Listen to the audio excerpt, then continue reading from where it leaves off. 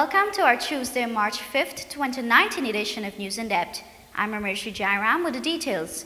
First up, Civil Aviation Authority to implement stringent measures to ensure safety in the skies.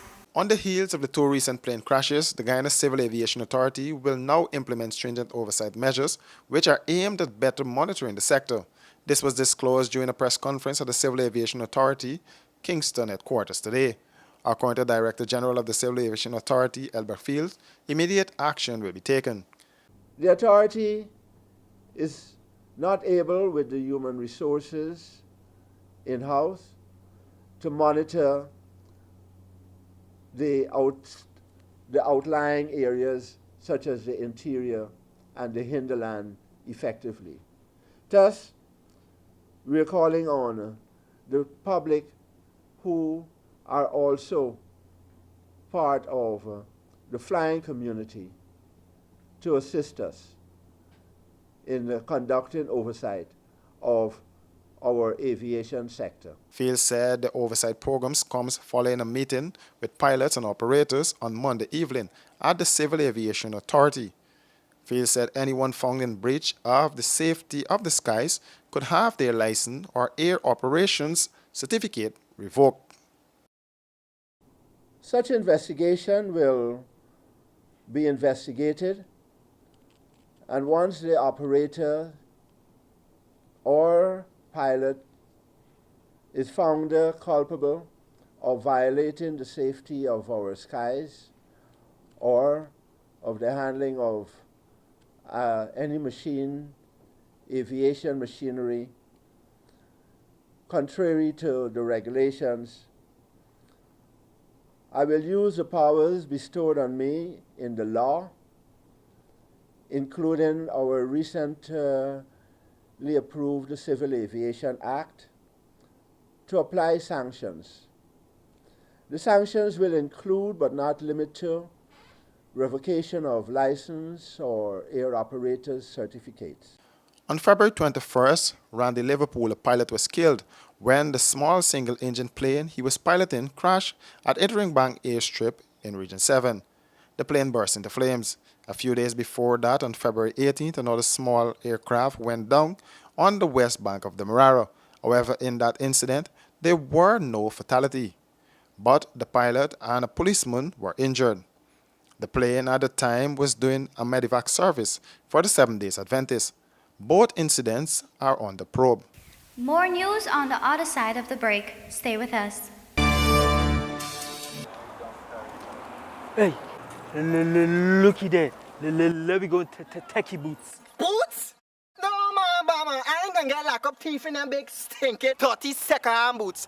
Plus, it gonna be more cheaper online. And don't got my favorite color, pink. Let me go on. Online shopping. Cheaper, faster, better. Passback.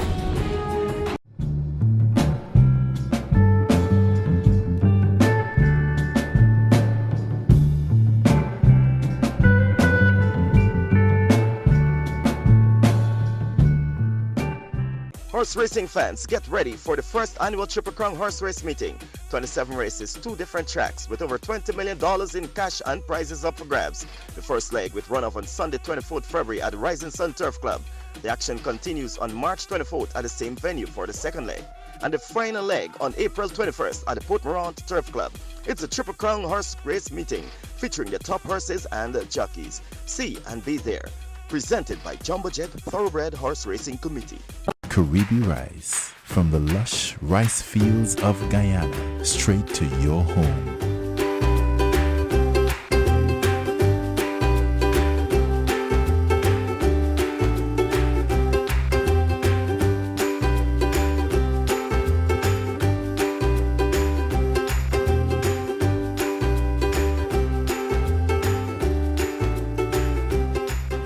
Caribbean rice, our people, our rice. Rose Hall Town is going green and clean according to Mayor Chattergun Ramnath. Here's that report. During an interview with this newscast, he related that garbage collection within the town has become more effective. The mayor is calling on the community to work with the council in this regard, since systems will be enforced for litter bugs. But to date, as at up to last Friday, only 20%, 27% of rates and taxes were paid. 27%. Right? At the last statutory meeting, I put forward it to the councillors then. Let us form a council, right? And let them go into the committee, into the township, and advise these people. Not a single councillor responded. The issue of delinquent taxpayers is significantly hampering the town's development, the mayor noted. But of recent, we notice some citizens are targeting vacant lots. Right? Well, we have some names. We talk to them. We write them. Right? Advising them any reoccurrence, they will be prosecuted. Acting Town Clerk Natasha Griffith stated that in order for the town to stay green and clean, residents should work together with the municipality to maintain the cleanliness of the town, since the town depends on its people. Be more respectful when it comes to dumping of your garbage or discarding of the garbage. You know, some residents will see it fit to dump their garbage along the roadways, even in the alleys, waterways, and so forth. But what we're asking, we have a system in place.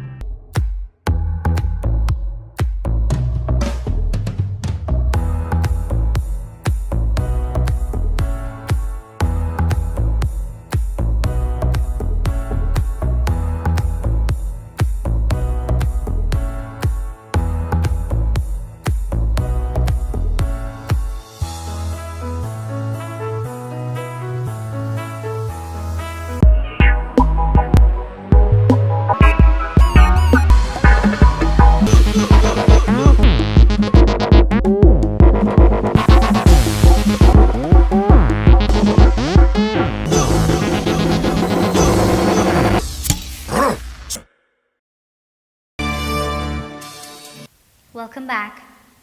Rusal refused to meet trade union to settle a dispute. Here's that report. Rusal and the trade union movement are not seeing eye to eye as the fallout continues over the dismissal of 61 bauxite workers and the possible termination of another 30. Things got heated yesterday when the management of the company objected to Lincoln Lewis being part of a meeting called by the chief labor officer at the Department of Labor.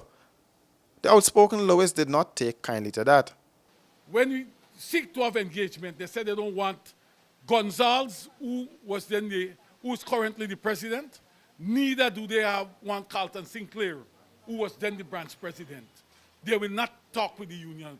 Every time there's an issue, when they are cornered, they seek to find somebody, make somebody a scapegoat to run around, to say they don't talk to them, they don't want that person. Who the hell are these people? Lewis is calling on the government to take firm action against the company. The problems with Rusal dates back to 2009, where a number of workers were sent packing after taking industrial action. We have a problem with Rusal. The problem is that they come now to tell this union who must lead it, who must speak on behalf of it. The next thing they're going to be doing is telling us in Guyana who must be the president. These people need to be told very clear where to get to hell off. They need to be told that. This here is a sham. And unless the government come to terms, stand up and be strident with these guys, they're going to come the next time to tell us who Mr. Granger must appoint as the minister that's responsible for this ministry. Or they will want to tell the nation who must be the president of this country. We can't go to their country and do that. They take their pass, people. It's time they get out. It's time the hell they get out from it.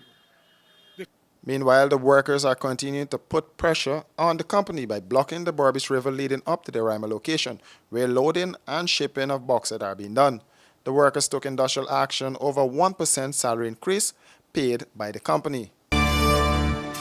With that, we've come to the end of tonight's newscast. If you have a news story or tip, you can contact us on 698-2500, 666-4337, or 618-6533.